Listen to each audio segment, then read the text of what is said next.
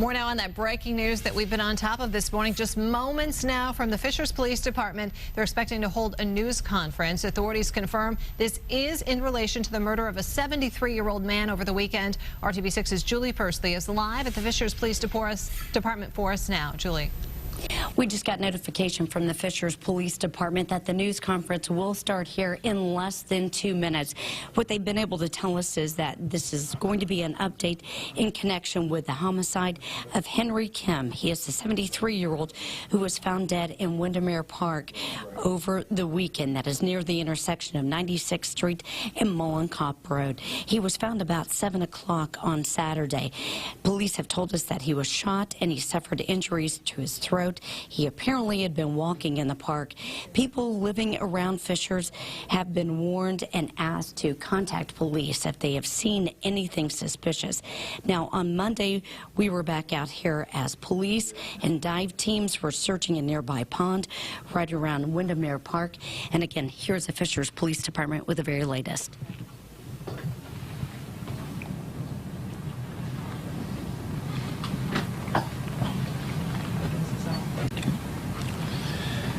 Good morning.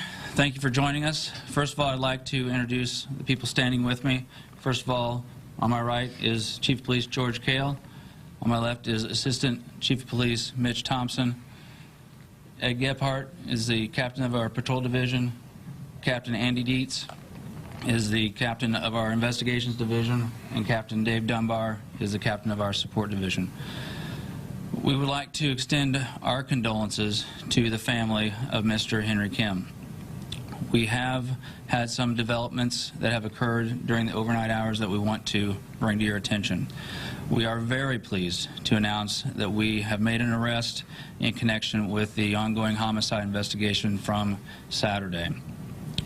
Over the past 3 days, officers have worked tirelessly to identify and locate the persons responsible for Mr. Henry Kim's death. Yesterday afternoon, while searching a wooded area near 106th Street and Hawthorne Ridge, Fishers police detectives came into contact with a person of interest. You have been very instrumental in helping us locate that person as well.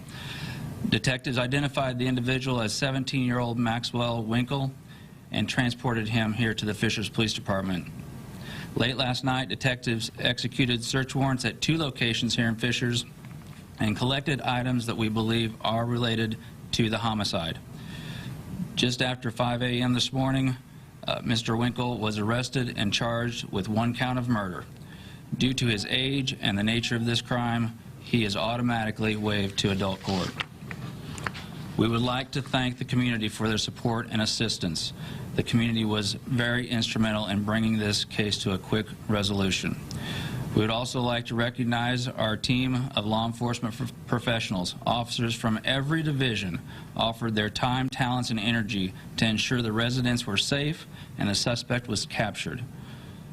Also, we'd like to thank the following agencies for their assistance: the Hamilton County Prosecutor's Office, the Hamilton County Sheriff's Department, the Carmel Police Department, the Noblesville Police Department, the Indiana State Police, the Indianapolis Metro Police Department, and the Indianapolis Safe Streets Task Force.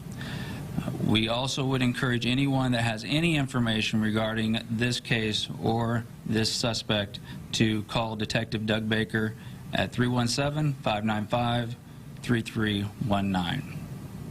I'll take a few questions. Did Mr. Kim know the suspect? No, at this time we do not believe that they're related in any way. Do you have any kind of a motive at all at this point? At this point we do not. Is he a Fishers resident? Yes. What was he doing in the woods when you came upon him? We're not sure. We were out there searching and we were able to locate him there. What did he do? He stopped and talked with us. Does Maxwell Winkle live in Windermere Park or anywhere near there? Yes. Does he live in that subdivision? Yes. What led you to those woods originally? I believe it was some information that was provided to us by a homeowner. Is he a high school student, and if so, where does he go to school? He is a high school student, and I believe he is a student at Hamilton Southeastern. Have you ever had any problems with him before? Are you aware of him? At this point, I'm not going to discuss any prior cases with him. We want to do everything we can to protect the integrity of the case. What can you tell us that he said? I can't tell you anything that he said. Did you search his family's home? We executed search warrants at 2 locations, and one of them was the home that he was living in. Where's the other home? I don't have that location. Or the other location? Yeah. Can you tell us where the other search warrant was executed? I do not know the exact location of that. Is there anybody else who could possibly be linked to this, may have seen something, any other kids? Yep. At this time, based on the information that we have, we believe that Mr. Winkle acted alone. So was that knife connected? We don't know. That's yet to be determined. Did your photos of the bike and the helmet produce any of this tip? Or? I don't know exactly how they helped, but obviously that helmet was a very specific type of helmet, and so we thought that if we did put it out there, it would eventually lead us to the person we were looking for. And again, can you explain, did your officers just come across him yesterday, or did someone see him and lead you guys to the wooded area? Our officers came into contact with him. Did he seem like he'd been there a while? I mean, what was the condition of his dress? What did he have on him? It did not seem that he had been there for a while. Was he on a bike when you found him yesterday? Yes, he was. Any idea if you have more information about his history or his background? Well, what we will do is we're going to defer all of those questions to the Hamilton County Prosecutor's Office. All right, thank you very much. Is he in custody at this point? Like, He is. Okay. So you said Winkle, like W-I-N-K-L-E? Yes. And again, the Fishers Police Department has just wrapped up the news conference. What they were able to tell us is that right around 5 o'clock this morning, one person was arrested, 17-year-old Maxwell Winkle. They have told us that he was a student at Hamilton Southeastern High School. Also, they say he did live in the Windermere subdivision. That is where Mr. Kim was murdered and found on Saturday. At this point, police have not been able to give us much information about the background of this 17-year-old Maxwell Winkle.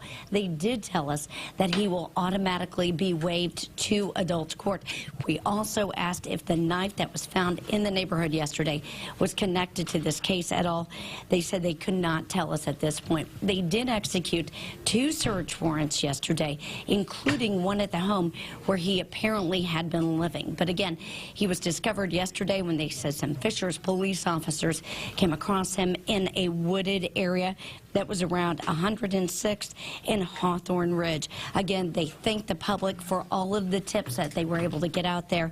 And again, they say officers from numerous departments have been working tirelessly for about 3 days on this case. But again, one person under arrest, 17-year-old Maxwell Winkle. Reporting live from Fishers, Julie Pursley, RTV6.